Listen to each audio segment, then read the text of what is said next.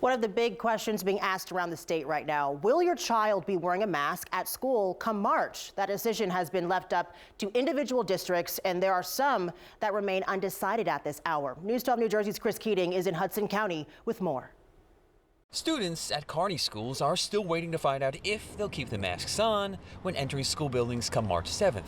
But parents are already prepared to weigh in. I'm really excited. I mean, I think it should be a choice. We do attend a lot of different functions that are outside that we don't wear masks to.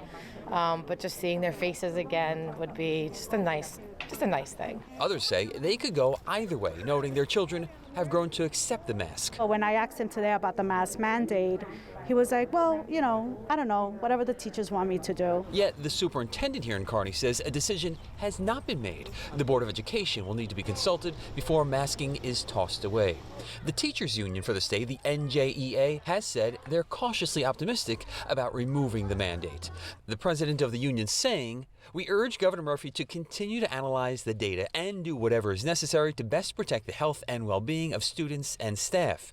That includes the possibility of maintaining or reimposing the mask mandate for schools after March 7 if the data indicate that is the correct course." That statement brings on some serious questions. For one, is it even realistic to think that the mask mandate could be reinstated inside of one of these school buildings? Then again, if there's a surge or if perhaps a new variant emerges, perhaps it will be necessary. We will make that decision when the moment comes, just as we did in December, when we were well aware that Omicron was going to grow. Dr. Donna Nikitas is the dean of the School of Nursing for Rutgers-Camden. She's all for the lifting of the mandate since cases, hospitalizations, testing, and deaths are all down.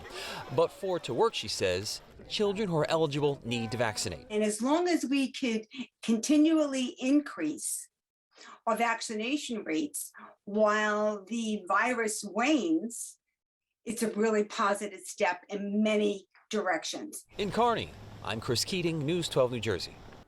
Now, the doctor says the pandemic is not over. With that said, she does believe it's safe for everyone to examine their own health risks and make their own decisions when it does come to masking.